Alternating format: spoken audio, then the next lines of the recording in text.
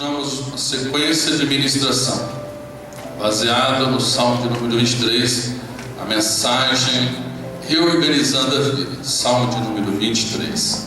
O Senhor é o meu pastor, de nada terei falta. Em verdes pastagens me faz repousar e me conduz a águas tranquilas. Restaura o meu vigor, guia-me nas veredas da justiça, por amor do seu nome. Mesmo quando eu andar por um vale de trevas e morte, não temerei perigo algum, pois tu estás comigo. A tua vara e o teu cajado me protegem. Preparas um banquete para mim à vista dos meus inimigos. Tu me honras ungindo a minha cabeça com óleo e fazendo transbordar o meu cálice. Sei que a bondade e a fidelidade me acompanharão todos os dias da minha vida e voltarei à casa do Senhor enquanto eu viver. Que o Espírito Santo possa revelar a palavra dele aos nossos corações. Nós, durante 2 meses aproximadamente, nós já iniciamos essa série de ministrações. Estaremos caminhando com esse tema, reorganizando a vida, baseado no Salmo de número 23. Todos nós precisamos disso. Todos nós, periodicamente, todos nós, de tempos em tempos, precisamos parar, refletir, reavaliar, repensar, redirecionar, corrigir curso, aparar as arestas e pedir a graça do pastor maior, do Senhor, para poder restaurar a minha e a sua vida. Nós já falamos sobre lidando com a ansiedade, nós já falamos sobre lidando com a agitação do coração, e nós entramos já há 3 domingos sobre o antídoto de Deus para as emoções danificadas. O Salmo 23, o verso de número 3, uma outra tradução diz: Ele restaura a minha alma. Quem não precisa de restauração na alma? Quem não precisa de uma cura que venha da parte do Senhor? Quem não tem necessidade de ser tocado pelo Espírito Santo de maneira específica, permitindo e dando condição de seguir em frente? Como que Ele faz isso? Como lhe damos a oportunidade de fazer as mudanças, ou 3 mudanças em nossa vida? Tem 3 elementos que são importantíssimos serem ministrados em nossa vida. É quando nós permitimos que o Senhor remova a nossa culpa, quando nós deixamos pela fé na sua palavra e confiamos nele para aliviar nossa angústia, e quando pela graça nós experimentamos ele substituir os nossos ressentimentos. Culpa, angústia e ressentimento são 3 coisas que podem manter você, que podem manter a mim, emocionalmente desequilibrado. Tem 3 coisas, 3 elementos que afetam tremendamente, negativamente a minha e sua vida: é culpa, angústia e ressentimento. Ela nos desestrutura, desajusta a nossa vida. Nós perdemos a clareza nas ideias, nós perdemos perspectivas. Quando o nosso coração é dominado pela culpa, ou pela angústia, ou pela mágoa, ressentimento, nós perdemos a motivação, nós perdemos a capacidade de celebração. Precisamos do milagre do Senhor em cada uma delas. Nós já falamos sobre remover a culpa, nós já falamos sobre aliviar a angústia, e nesta noite especificamente nós vamos falar sobre substituir nossos ressentimentos. Todos nós, com certeza, em algum momento da vida já nos sentimos magoados. Há uma declaração que ressentimento é o resultado do que outras pessoas fazem contra mim. Culpa é aquilo que eu faço que machuca outra pessoa. Culpa é aquilo que eu errei e prejudiquei a vida de alguém. Culpa é aquilo que numa decisão consciente ou inconsciente, voluntária ou involuntária, eu feri alguém. Eu preciso do perdão de Deus e receber o perdão e me perdoar. Mas quando nós estamos falando sobre ressentido, é quando eu falo de alguma coisa que atingiu a minha vida, quando algo me machucou. Pessoas vão nos magoar, às vezes intencionalmente, propositadamente, e outras vezes involuntariamente. É uma palavra falada, é uma atitude que prejudicou a tua vida, é uma humilhação, é um abandono, é uma rejeição, é uma exposição, é uma situação a qual te trouxe um mal-estar. São vários os fatores e variáveis que poderiam ser levantadas, que podem magoar o meu e o teu coração. Fato é que não dá para passar por este mundo sem sentir magoado algumas vezes. Não dá para passar por esse mundo sem decepcionar alguém algumas vezes. É impossível na dinâmica da vida, em algum momento, não se sentir machucado, ferido ou lesado. Agora, a grande questão é o modo como nós tratamos esse sentimento. É aí que vai fazer a diferença. O modo como nós tratamos o ressentimento determina se crescemos ou se encolhemos. A escolha é nossa. Eu posso escolher se a situação vai me devastar ou se vai me dar uma nova direção, se me ajudará a prosseguir ou a retroceder, refinar ou estagnar. O que eu vou fazer com esse sentimento negativo que invadiu a minha alma, ele vai definir a minha caminhada. Com certeza este milagre eu e você precisamos. Com certeza essa ação do Espírito Santo nós precisamos para que a nossa vida possa caminhar mais livremente. O que eu faço com as feridas que eu tenho acumulado? O que eu faço com esse lixo emocional do ressentimento? O que eu faço com aquelas pessoas que só de pensar me dão dor no estômago? O que eu faço com aquelas pessoas? É interessante que eu já vi as mais variadas afirmações. Pastor, eu prefiro ver o diabo na minha frente, mas não ver a pessoa. Isso eu já ouvi mais de uma vez. Pastor, eu não quero vê-lo ou vê-la nem pintado de ouro. Olha, só de pensar na pessoa me dar náuseas. Isso eu já ouvi várias vezes. Eu já ouvi mais de uma vez. Eu não suporto aquela pessoa. O ressentimento, ele tem uma característica. Ele vai degenerando o coração. Ele vai definhando a alma. Ele vai atrofiando emocionalmente. Ele vai roubando a alegria do coração. Ele vai causando impacto em nossa vida, que se nós não tomarmos cuidado, você dorme com ele e acorda com ele. Você passa a vida com aquele sentimento de mágoa. Você passa a vida com aquele sentimento indigesto. Você passa a sua trajetória sem conseguir seguir em frente. Agora eu pergunto, o que eu faço com isso? Quatro aspectos nesta noite eu quero ver nesta noite. Quatro aspectos eu quero ver nesta noite, rapidamente. Para você que está aqui, para você que está nos acompanhando pelo site, que o Espírito Santo, na sua bondade e graça, torne livre os nossos corações. Primeiro, não fique alimentando o ressentimento. Não fique alimentando o ressentimento. Há um texto no livro de Jó, no capítulo 5, no verso 2, diz o seguinte: ficar desgostoso e amargurado é loucura, é falta de juízo que leva à morte. O ressentimento nunca fere outra pessoa, só fere a nós mesmos. O ressentimento e a mágoa é como tomar um veneno, um copo de veneno e querer que o outro morra. É aquele estado dentro da alma que a vitória da pessoa é a tua amargura. Que a pessoa ir bem na vida te incomoda. Que a pessoa sorrir te faz mal. Que a pessoa se dá bem em alguma área te destrói interiormente. Que a pessoa conseguir algum objetivo faz aquele dia para você se transformar num estrago. Eu já vi pessoas falarem as coisas mais absurdas, magoadas, ressentidas. Eu já vi pessoas fazendo as declarações inimagináveis quando estão magoadas e ressentidas. Eu já vi pessoas que às vezes eu já ouvi ela declarando situações que naquela hora o coração ficou tão cheio de veneno que ela fez declarações a nível de fé, a nível de Jesus, a nível de outras coisas que realmente não tem qualquer sentido ou significado. O que passou, passou. As pessoas elas não podem mais nos magoar, a não ser que nós ficamos fazendo um replay em nossa mente. Nós às vezes temos isso. Nós ficamos repetindo aquelas palavras que nos foram faladas. Nós ficamos no nosso pensamento repetindo aquelas ações que nos prejudicaram. Nós ficamos alimentando aquilo que de repente era uma oportunidade profissional e alguém puxou o seu tapete. Alguém que fez você passar uma vergonha. Alguém que fez você ser prejudicado financeiramente.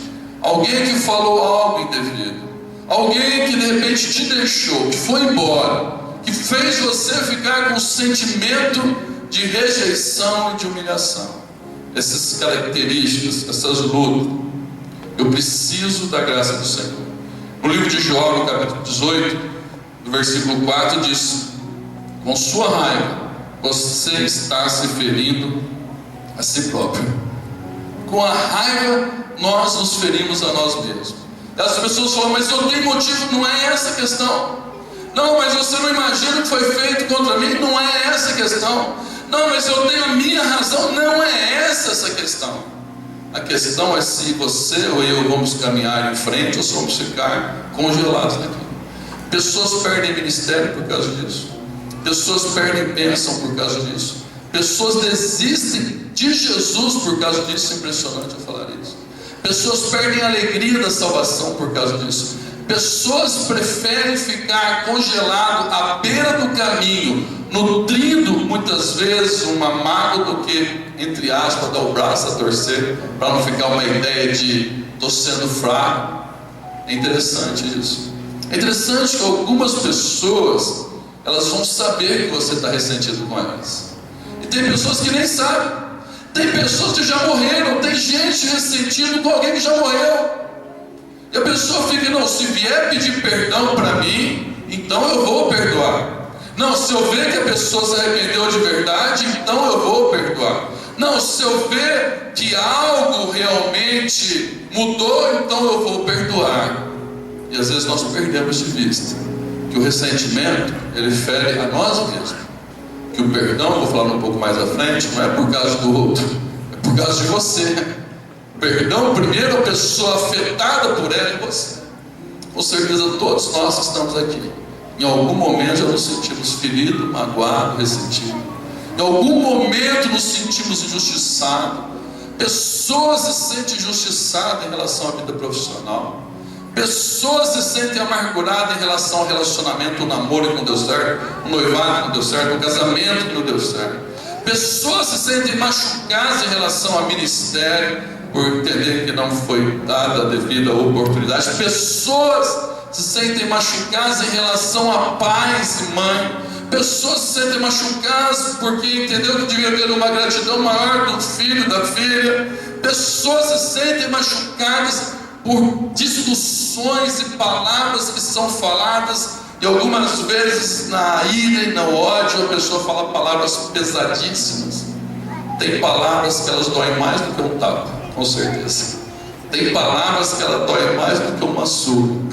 Uma surra tem hora que ela põe uma salmoura e você melhora. Mas tem marcas na vida que ela fica tatuada a alma, que ela fica impregnada. O que eu faço com isso? Não fica alimentando isso. Talvez você tenha motivos para ficar alimentando, mas você tem mais motivos para louvar e adorar ao Senhor. Você tem mais motivos para exaltar e glorificar o nome do Senhor. Tem várias áreas que nós poderíamos falar.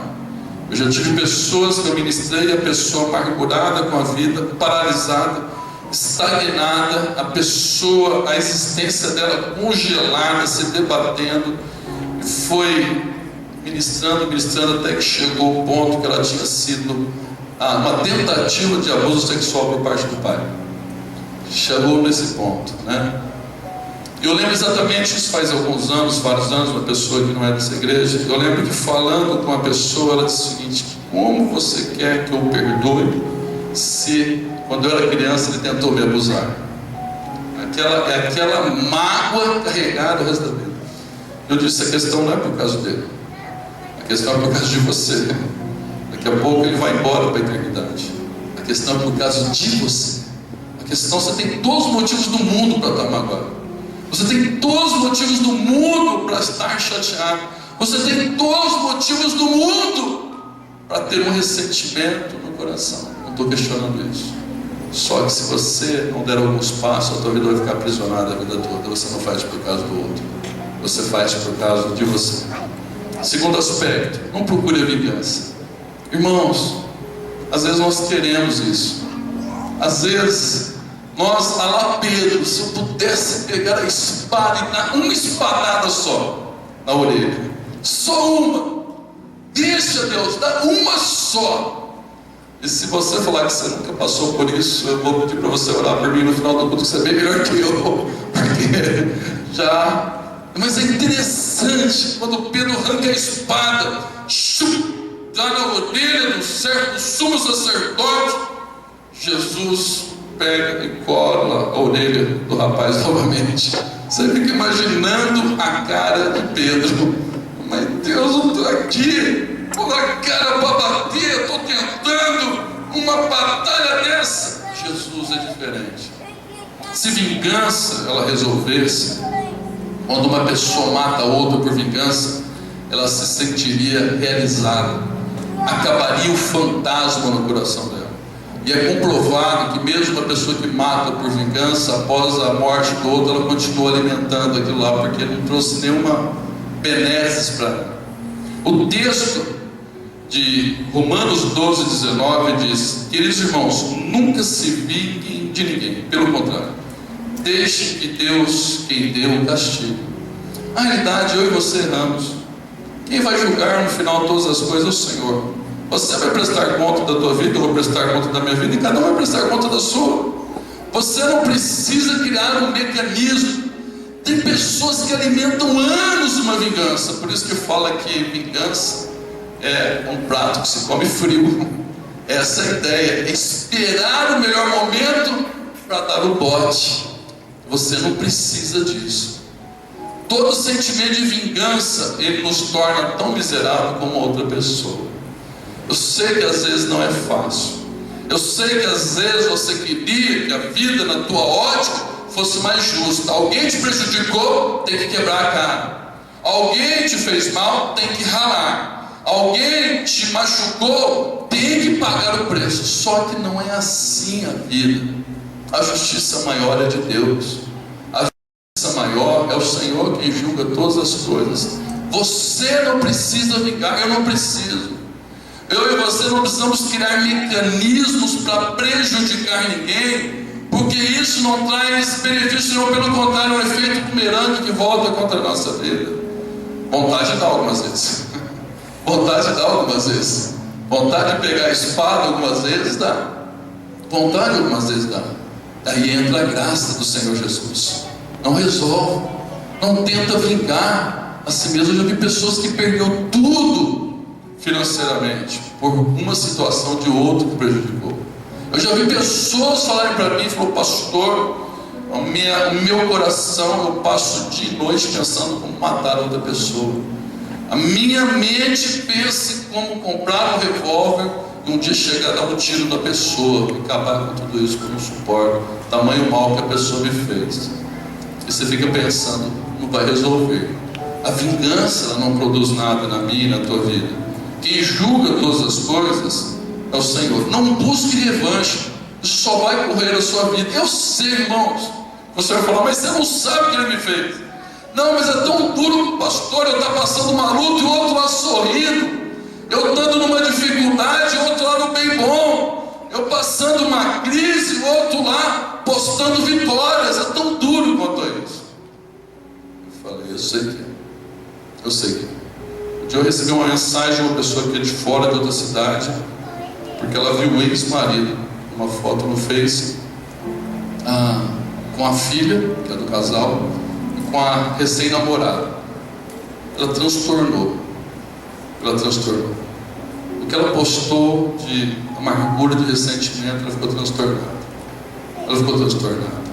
Eu só falei para ela, eu falei: olha, acho que o que você está falando agora, acho que eu até não vou nem relevar, não foi em relação a mim, em relação a Jesus. Ela passou a falar coisas pesadíssimas. O coração amargurou tanto naquela cena que ela viu. Eu fiquei pensando: eu sei que não é fácil. Imagino como é difícil isso. Como é duro ver uma cena dessa. Como é desafiador lidar com isso. Só que o ressentimento não vai resolver. A pessoa chegou a falar em deixar de servir a Jesus para servir ao diabo, para tentar buscar uma vingança que pudesse fazer o coração dela melhorar.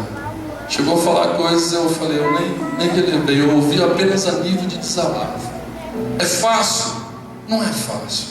É fácil alguém que te prejudicou financeiramente, você ver ele bem sucedido e você patinando correndo atrás. É fácil alguém que tinha uma sociedade e foi passado para trás e depois você tem que lidar com isso no coração. Não é fácil. É fácil alguém que você se dedicou, investiu e não tem um mínimo de gratidão. Não é fácil. É fácil ouvir palavras de humilhação que expõem a tua vida. Não é fácil. Nada disso é fácil. Nada disso é fácil. Só que a vingança, ela não vai provocar nenhuma mudança. Ela só vai correr a minha tua vida. Por mim mesmo e você, nós queremos pegar a espada e dar uma espadada para pelo menos uma. Eu conversei com uma pessoa extremamente influente. Ela falou que queria pegar a espada, só uma espadada, só uma. Mas às vezes não é possível. Aí chega a dinâmica de Deus dizendo para mim, para você, você vai só correr a tua vida. Não precisa desejar o mal para o outro. Não precisa querer que o outro quebre a cara para você sentir bem. Não precisa querer que o outro se arrepende para você sentir confortável. Não precisa querer que o outro fique ali na margem da vida para você sentir realizado, mesmo porque você não vai sentir. Isso não vai trazer bem-estar para você, sendo você um cristão. Terceiro aspecto: não deixe a amargura se tornar sua amiga. Não deixe. Presta atenção no que eu vou te falar. Vários anos atrás, eu experimentei o sentimento mais negativo que alguém pode ter na vida, que é a amargura. Houve uma situação quando eu estava no Monte Azul que eu fiquei amargurado no coração. A amargura entrou no meu coração. Às vezes começa uma mágoa. A mágoa, às vezes uma ira. A mágoa não dominada, a ira não dominada vira uma mágoa. Por isso que a Bíblia diz: não se põe o sol sobre a vossa ira. O que a Bíblia está dizendo? Não se põe o sol sobre a vossa ira. Quando você fica muito irado com uma pessoa, primeiro, não tente acertar a questão naquela hora. Não pegue o telefone para ligar, não mande mensagem, não tente acertar, porque você corre o risco de cometer os maiores erros, falar as questões que você depois vai se arrepender. Quando você está irado, a melhor coisa, vai para o teu quarto e ora. Porque se você passar a mão no telefone, você falar tudo o que você está pensando, você arrebenta do outro lado, arrebenta o teu coração, e depois você fala: perdão, o que eu falei? O pai, quando está irado com o filho irado com o pai, não fale naquela hora. Esposa irada com o esposo ou vice-versa, não fale naquela hora. E quando acontece de falar, a Bíblia diz: não põe o sol sobre a vossa ira. Você tem que chegar e falar: eu me perdoo, eu errei, eu já precisei fazer isso. Eu me incomodo o coração. Um dia eu fui num consultório, estava agendado, eu precisei me programar o horário todo para poder fazer a estrutura. Eu cheguei, não era uma consulta, a pessoa olhou para mim, para outra pessoa. A pessoa falou: eu precisei cancelar. Eu fiquei tão chateado, tão irado, que eu falei uma palavra dura para a pessoa. Eu falei: mas você não me avisou? Você fez eu perder, eu saí de Monte Azul, eu terei meu horário, eu fiz isso, descarreguei na hora. Fui embora. Eu fiquei incomodado depois. Eu não conseguia ficar em paz. Eu não vou conseguir dormir hoje. Eu peguei o telefone, eu liguei para a atendente, para a secretária do outro lado, nem tem nenhum contato. Fui para ela: eu tive hoje à tarde. Ela falou: tá, sou fulano e tal. Tá. Eu queria pedir perdão para você. Sei que você está fazendo o teu serviço, que naquela hora houve uma situação de desencontro. Eu falei um monte de coisa que não era para falar. Não falei nenhum palavrão, não falei nada, só mostrei uma indignação. Mas eu não fiquei bem comigo. Eu dizia: antes de dormir, a Bíblia diz: não se põe o sol sobre a vossa ira. Eu falei: você me perdoa. Depois eu precisei voltar no consultório algumas vezes. Ela falou: não estava nem achando.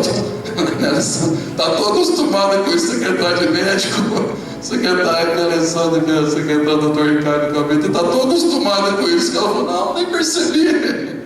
Ela está tão acostumada. Eu falei: eu percebi, deixa eu te falar. A Bíblia diz para não pôr o sol sobre a vossa ira. Às vezes você deixa para o outro dia para tirar do coração. A ira não tratada, ela vira uma mágoa. A mágoa não tratada, ela vira um ressentimento. Ressentimento não tratado, ela vira um ódio. O ódio não tratado vira amargura. E você vira uma pessoa amarga. Isso mesmo na minha vida, quando eu passei vários anos atrás, a amargura foi o pior sentimento. Se alguém perguntar para mim o que eu tive na vida, foi esse. Olha que eu tive vários outros, mas o pior deles.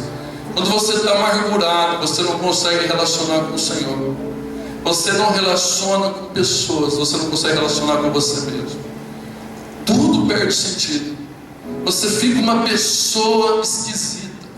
Olha o texto de Efésios capítulo 4, versículo 31 e 32.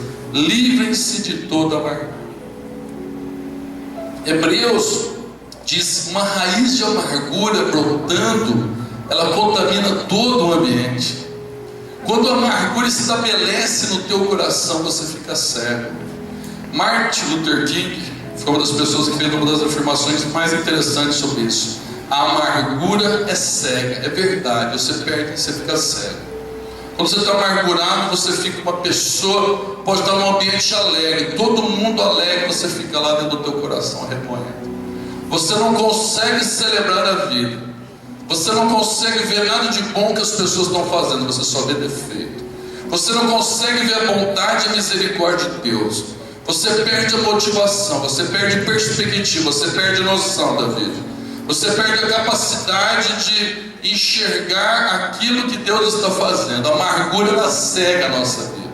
A amargura, ela cega isso, ela cega. Em nome de Jesus, eu quero pedir por você, quero pedir para alguém que estiver ouvindo. Se uma raiz de amargura tem brotado no teu coração, meu amado, em nome de Jesus, que essa seja uma noite do Senhor tirar do teu coração. Seja uma noite de você seguir em frente.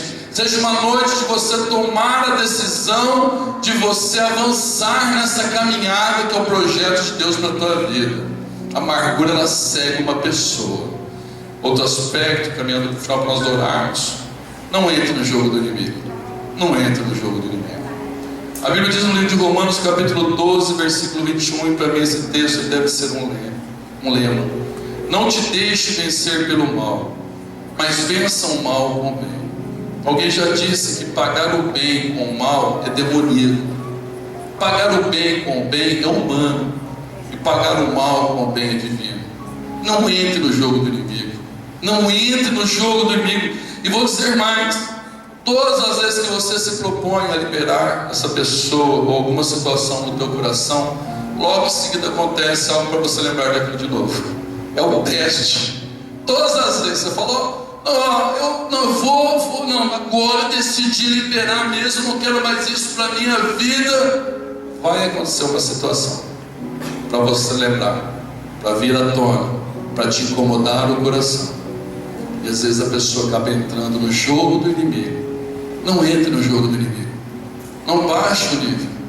Se uma pessoa, se alguém que você carrega no coração tem incomodado a tua vida de forma negativa, não faz isso. Tem algumas históricos povos do Oriente que tinham uma tradição, melhor, tinha uma característica para poder punir um homicida. Pegava o corpo da pessoa que foi morta e amarrava junto ao homicida e deixava soltado.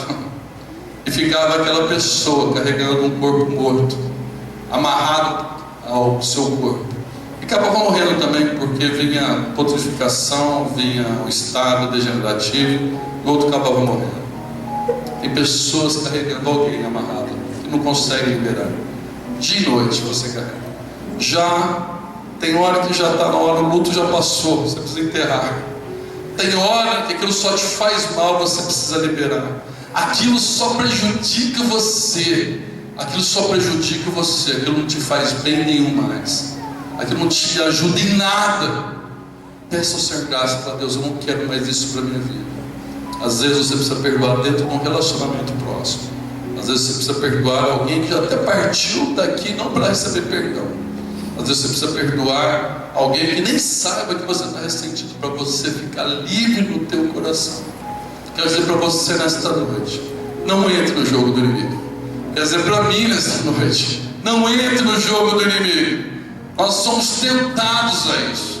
Às vezes a nossa carne ela grita, a nossa carne ela clama. Às vezes nós queremos entrar no mesmo nível. Não faz isso. Isso só vai prejudicar a tua vida. O que eu faço então? O que eu faço com tudo isso? O que eu faço com esse lixo emocional? O que eu faço com aquilo que se estabeleceu dentro do meu coração? O que eu faço com esse veneno que tem corroído a minha vida? O que eu faço com aquilo que tem deteriorado-me interiormente? Eu preciso desse texto de Efésios capítulo 4, versículo 31 e 32. Livre-se de toda amargura, perdoando-se mutuamente, assim como Deus os perdoou em Cristo. Não tem outro caminho, irmãos. Não tem outra maneira. Não tem outra forma. E se você falar para mim, não, pastor, eu falar a verdade, eu até fico meio... Quando eu vejo uma pessoa que sofreu uma pancada muito forte, ela chega para mim toda sorridente, não, pastor, não estou nem ligando, nem senti nada, não, está tudo bem.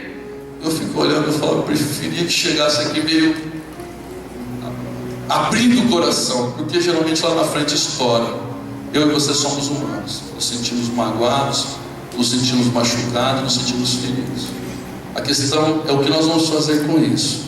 Só tem um caminho: perdão de Deus. Não tem outro caminho, não tem outra forma, não tem outra maneira. Mesmo nas coisas mais absurdas, somente Deus para dar graça. Deus perdoou você, Deus perdoou a mim. Se você tem recebido o perdão de Deus, Deus espera que você ofereça perdão. Presta atenção no detalhe relevante: você nunca terá que perdoar alguém mais do que Deus já tem perdoado você. Você nunca vai ter que perdoar alguém mais do que Deus já perdoou você. Eu nunca vou ter que perdoar alguém mais do que Deus já tenha me perdoado. Nenhum de nós nunca vamos ter que perdoar alguém mais do que Deus já nos perdoou. Deus nos perdoou. Eu preciso olhar através da cruz de Cristo. Eu preciso olhar pela graça vivificadora do Senhor Jesus. Presta atenção, tem momentos que você não consegue nem querer perdoar. Tem momentos que você nem toca no assunto. Aí você tem que pedir a graça de Deus que opere em você tanto querer como efetuar segundo a sua boa vontade. Tem hora que nós queríamos aquele aparelhinho dos homens de preto, do Will Smith, aquele lá que pega aquela luzinha, roda e apaga tudo, e zera tudo, e começa tudo de novo. Mas não é assim a vida. A realidade é outra. A vida é imperfeita. O céu é do outro lado. Desse lado de cá tem lutas, tem batalhas. Eu preciso da graça do Senhor para poder seguir em frente. Não alimente vingança no coração. Só um parênteses: muitas pessoas podem lutar com vingança. E um fleumático pode lutar com vingança no coração. O melancólico pode lutar. O sanguíneo. Mas quem é colérico tem que olhar triplamente isso, porque tem mais tendência à vingança. A pessoa que é colérica, uma das maiores lutas em relação ao que ela tem em relação à vingança. A pessoa do temperamento colérico, ela luta mais com isso. Não estou dizendo que é só colérico que luta com vingança. O colérico luta mais em relação a isso. Eu preciso perdoar em Cristo Jesus. Então olha para mim, por favor, estou caminhando no final. Não é por causa do outro. Você não perdoa primeiro por causa do outro, você perdoa por você. Porque Deus te perdoa para a tua vida ficar livre. Não, mas se fulano pedir perdão para mim, eu não vou perdoar. Mas não depende de alguém pedir perdão para você. Não, mas se eu não ver mudança, eu não vou perdoar. Não depende da pessoa ver mudança. Se você vê mudança, você perdoa para o teu coração ficar livre. Precisa entender uma coisa: perdão é algo, confiança é com o tempo. Perdão é imediato, confiança é com o tempo e responsabilidade, são questões distintas. Outra questão que eu preciso falar para você antes de continuar: às vezes nós achamos que perdão, eu vejo pessoas falando, pastor, eu perdoo, mas não esqueço. Não, mas quem que falou na Bíblia que perdão não esquece? Perdão não dá amnésia. Perdão não dá um delete no cérebro e você não lembra mais nada. Perdão te faz você lembrar daquilo sem te machucar. Perdão te faz você lembrar do episódio sem desejar mal para outra pessoa. Perdão te faz você lembrar do fato sem te dar dor no estômago, sem te dar dor de cabeça, sem querer você fazendo salmos imprecatórios para que Deus pese a mão e arrebente tudo. Esse perdão é isso. Outro aspecto: às vezes nós imaginamos que perdão, então eu perdoei, eu tenho que agora ficar abraçadinho cantando amigos para sempre, o que nós iremos ser. Às vezes a pessoa pensa que é isso. Não, eu perdoei, então vamos cantar agora aquelas músicas de formatura, 8ª série, todo mundo chora, e nunca mais vai apartar aquela amizade. Passa um mês, não lembro nem o nome mais daquele que estava lá. Pensa tantas as pessoas da nossa vida que nem lembra mais. E às vezes a pessoa pensa que perdão é abraçar, perdoei, agora vamos cantar amigos para sempre, que nós iremos ser. Não. Tem perdão que você exercita, e o relacionamento vale a pena você investir. O relacionamento vale a pena você lutar quantas vezes for necessário. Ajustar, conversar, abrir coração, poder fazer os ajustes. Tem relacionamento que é para isso, porque vale a pena. E tem perdão que você libera no teu coração, que você sai do teu caminho e o outro segue o dele. É bem assim. Tem perdão que é para trazer para perto. Não é algo que vale a pena. É algo que vale a pena, um relacionamento que vale a pena. Você lutar por ele. Tem alguns relacionamentos que você pensa, não vale a pena investir. Houve males, houve sentimentos. Vale a pena. Tem um amigo meu hoje lá da igreja, um dos melhores amigos que eu tenho. Melhores amigos que eu tenho hoje. É amigo de ser confidente. E lá atrás nós tivemos uma dificuldade muito grande. Alguns anos atrás tivemos uma dificuldade desgastante. Ele é pastor e outro ministério. Desgastante. Perdemos o relacionamento, ficamos magoados um com o outro. Mas era um relacionamento que valeria a pena investir. Aproximamos, pedimos perdão, fizemos ajustes. Amigaço hoje, amigaço, vale a pena. Agora tem relacionamentos que você perdoa e fala, você segue lá, eu fico aqui. Você fica lá, eu fico aqui. Você faz a política da boa vizinhança. Você não pode ser uma pessoa mal educada, virar as costas, alguém te cumprimentar, você escolher a mão, você mudar de rua para me cumprimentar, mas você pode, não precisa estar perto o tempo todo. Você pode pedir essa questão no coração. Em nome de Jesus, como que você perdoa? Lembrando do perdão de Deus na tua vida. O livro de Jeremias, capítulo 29, versículo 11, é o projeto de Deus para a minha vida e tua vida. Conheço os planos que tem para você, diz o Senhor, planos de fazê-los prosperar e não lhes causar dano, planos de dar esperança e um futuro. Às vezes você precisa do teu coração liberar. Quando eu tive essa experiência negativa de amargura no coração, chegou um ponto que ficou intolerável aquilo dentro do meu coração, ficou um ponto que eu não suportava, e eu tomei uma atitude. Isso não é teologicamente padrão para você fazer, cada um tem sua experiência. Eu entrei no quarto, orei ao Senhor, clamei a Deus, eu visualizei a pessoa na minha mente. E naquele dia eu tomei uma decisão. Eu visualizei a pessoa, não estou falando que você não tem que fazer dessa maneira, mas foi uma experiência particularmente peculiar. Eu entrei no meu quarto, fechei os olhos, visualizei a pessoa numa estrada, comecei a orar a Deus, eu libero a vida dela. Eu libero a vida dessa pessoa e a minha. Vai em paz. Naquela hora Deus fez um milagre no meu coração. Me tirou aquela amargura do coração. Me tirou aquele sentimento do coração. Nos encontramos várias vezes depois. Mas o meu coração já não estava daquela maneira. Deus mudou naquilo na minha vida. O plano de Deus para mim e para você é dar uma esperança, um futuro.